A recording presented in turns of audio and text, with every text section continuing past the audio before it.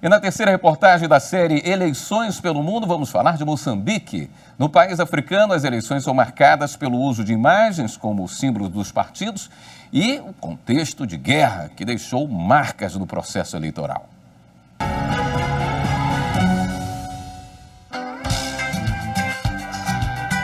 A efetividade, a alegria do povo é o que mais marca para quem chega em Moçambique, não é? E isso, de certa forma, assemelha-se um pouco ao Brasil. Esse lado hospitaleiro do povo é que não tem preço. Este é Ratimir Kuna. Aos 38 anos, ele mora em Maputo, capital de Moçambique, que fica no continente africano.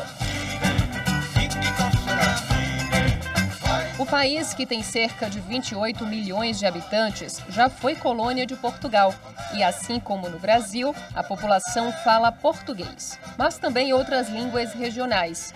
Em área territorial, Moçambique tem cerca de 800 mil quilômetros quadrados. É um pouco menor que a soma dos estados de São Paulo e Minas Gerais. Minas, que Ratimir conhece bem. Ele chegou a morar no estado durante 5 anos, quando se apaixonou por uma brasileira com quem casou e teve uma menina e um menino. Por ter vivido no Brasil, que tem mais de 213 milhões de habitantes, as comparações entre os países não param na hospitalidade dos povos. Nos dois lugares, o sistema político é presidencialista, ou seja, tem uma presidente ou um presidente que é chefe de Estado e de governo e é eleito pelo povo. Mas em Moçambique também existe uma primeira ou um primeiro-ministro, nomeado por quem estiver na presidência para aconselhá-lo.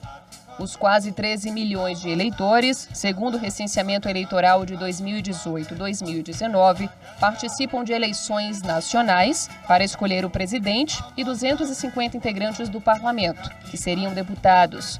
Não há senadores. Tendo um governo, um executivo bem fiscalizado, não é? E uma vez que outras instituições, no nosso entender, não são fortes, mas não são fortes porque é por conta da história mesmo, né? Para termos um governo sério, no sentido de que presta contas, não é? Entendemos que esse voto é fundamental. Você tem ali uma outra lógica de se pensar o voto e o motivo do voto, assim, uma coisa muito regionalizada, uma coisa muito ressentida, ressentimento da guerra. Isso tem começado a mudar um pouquinho nos mais jovens, mas a guerra, 94 tinha guerra, então quem tem 33, 34 anos tem memória de guerra, sabe? Um outro ponto histórico e cultural das eleições moçambicanas é o ato de votar por cédulas de papel. O cientista político, que já morou em Moçambique por quase 1 ano e meio, explica que essa é a forma que mais condiz com as características da população. É um processo que, em termos de informações assim, visuais disponíveis para orientar o eleitor, tem que ser muito simples, porque em Moçambique, grande parte da população não sabe ler e escrever. O exercício de riscar ali, não é? Pelo menos lhe dá aquela confiança que de fato votou. Não é? O fato de dobrar aquilo, colocar aquele ritual, não é?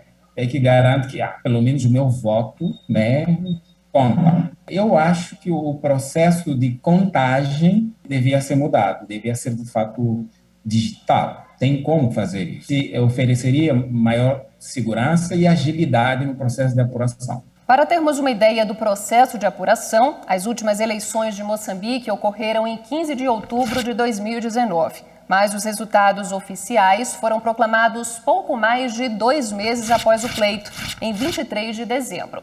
Além da contagem manual, os especialistas afirmam que um dos motivos para esse intervalo de tempo foi a dificuldade em transportar as urnas com os votos impressos. Em Moçambique você não tem estrada, né? Não é acessível, assim, não é igual você pegar uma BR-381 aqui no Brasil, sair com ali asfalto, cobertura que você consegue manter uma velocidade que você sabe mais ou menos quanto tempo você vai chegar.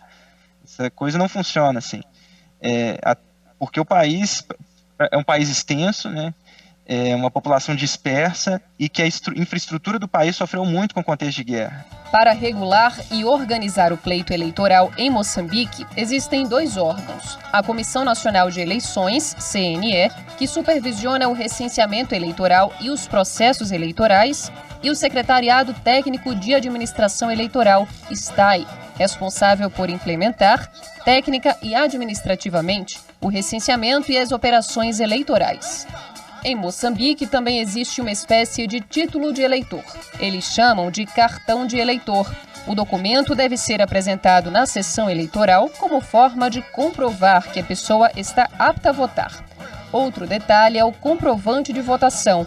Antes de sair da sessão, os eleitores têm os dedos marcados com uma tinta azul, que dura dias. A ideia é evitar que alguém tente votar mais de uma vez. Uma das coisas que eu gostava muito em Moçambique era caminhar pelas ruas, andar de bicicleta e perguntar às pessoas ali um pouco mais velhas sobre o dia da independência.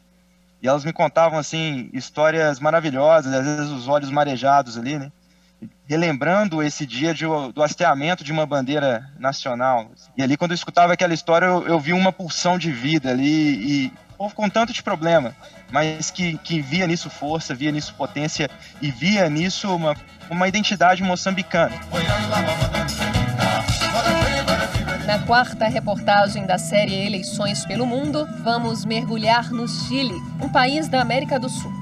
Nosso vizinho de continente tem votação por cédula e cada uma tem uma cor diferente, a depender do cargo. Outro detalhe é que no país não tem vice-presidente.